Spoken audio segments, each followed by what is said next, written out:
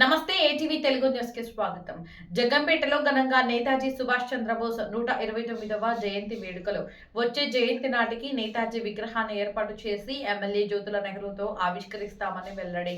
జగ్గంపేట స్థానిక సుభాష్ వీధిలో స్వతంత్ర సమరయోధుడు నేతాజీ సుభాష్ చంద్రబోస్ 129వ జయంతి వేడుకలు ఆ వీధి ప్రముఖుల ఆధ్వర్యంలో ఘనంగా నిర్వహించారు. ఈ కార్యక్రమంలో రాష్ట్ర Arya Vysya welfare and development corporation director Kotha Kondababu, రాష్ట్ర టీడీపీ కార్యదర్శి SVS Appalaraju, doctor Bachchu Prasad, advocate Dhara Srinivas తదితరులు పాల్గొని నేతాజీ చిత్రపటానికి పూలమాల వేసి నివాళులర్పించారు. విద్యార్థులకు స్వీట్స్, చాక్లెట్లు పంపిణీ చేశారు. ఈ సందర్భంగా వారు మాట్లాడుతూ వచ్చే నేతాజీ జయంతి నాటికి విగ్రహాన్ని ఏర్పాటు చేసి ఎమ్మెల్యే జ్యోతుల నెహ్రూతో ఆవిష్కరిస్తామని వెల్లడించారు. నేతాజీ సుభాష్ చంద్రబోస్ జయంతిని ప్రతి సంవత్సరం జనవరి 23న జగ్గంపేటలో ఘనంగా నిర్వహిస్తున్నామని, దీనిని భారత ప్రభుత్వం పరాక్రమ్ దివస్ శౌర్య దినోత్సవంగా పాటిస్తుంది. ఈ సందర్భంగా దేశం కోసం ఆయన చేసిన త్యాగాలను స్మరించుకున్నామని, ఆయన మరణం ఇప్పటికీ మిస్టరీగానే కొనసాగుతుందని అన్నారు. ఈ కార్యక్రమంలో వెలిశెట్టి బుజ్జి, కొత్త నాగో వీర్రాజు, కొత్త నాగేశ్వరరావు, బోండా శ్రీను, బోండా కాశీ, సాధు నాగేశ్వరరావు, కంచర్ల గోపి, సమయమంతుల వెంకటేశ్వరరావు, కిరాణా కొట్టు ధారా శ్రీను, సుభాష్, వీధి పెద్దలు పాల్గొన్నారు.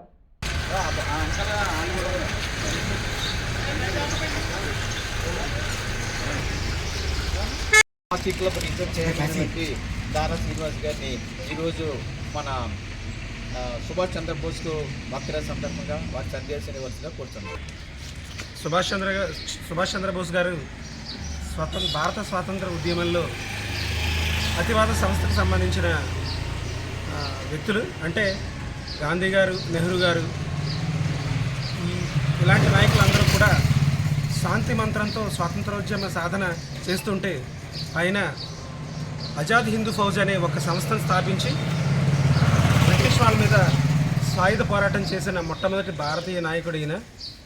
ఆయన స్థాపించిన ఆజాద్ హిందూ ఫౌజే స్వతంత్రం వచ్చిన తర్వాత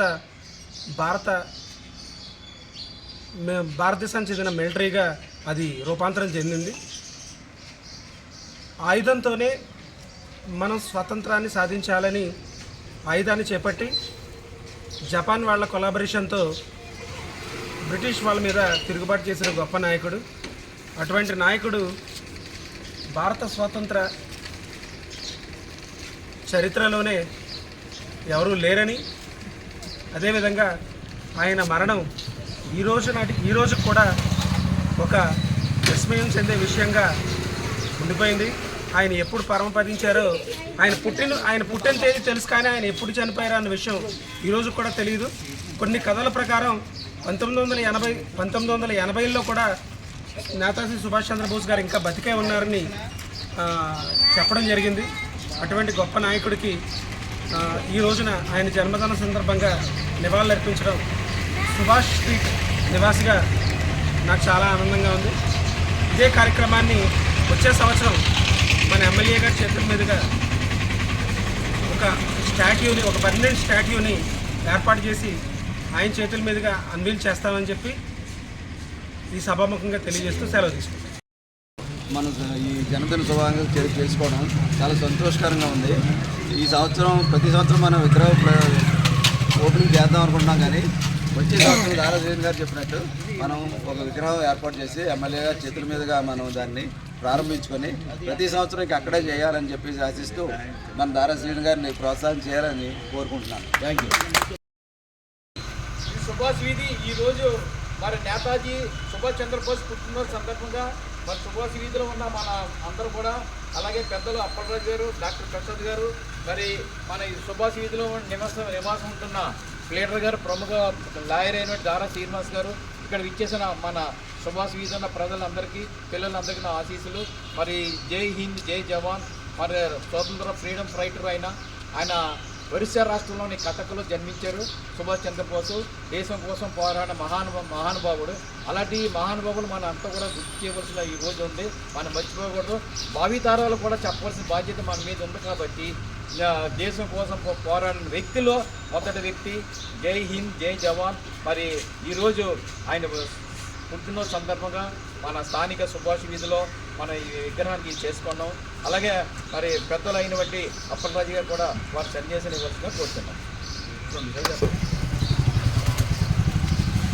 సుభాష్ చంద్రబోస్ గారు మరి ఎలా జన్మించారో, ఆయన దేశం కోసం, రాష్ట్రం కోసం ఏ రకంగా పోరాడారో, స్వతంత్రం కోసం అనేక రకాలైనటువంటి మరి ఎక్కడ జంకకుండా మరి వెనకడు వేయకుండా పోరాట యోధుడైన మరి అటువంటి మన గ్రామంలో సుభాష్ స్ట్రీట్గా ఉండేది ఇది. అలాగే మాదేమో నెహ్రూ స్ట్రీట్గా ఉండేది. అలాగా మరి పూర్వం నుంచి ఒక గుర్తింపు చెందినటువంటి మహానుభావులు ఫోటోలు ఇవాళకి మా ఇంటికాడ చాలా పెద్ద ఫోటో పెట్టుకుని ఎప్పుడు చూసుకుంటాం.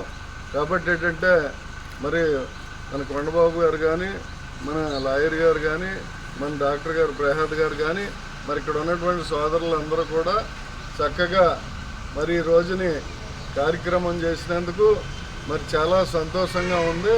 మరి తొందరలోనే విగ్రహం ప్రతిష్ట, దాంట్లో కూడా నా భాగస్వామ్యం కూడా ఉంటుందని చెప్పేసి మరి మా భాగస్వామ్యానికి కూడా అవకాశం కల్పించమని మిమ్మల్ని అందరినీ కూడా కోరుకుంటూ సెలవు తీసుకుంటాం.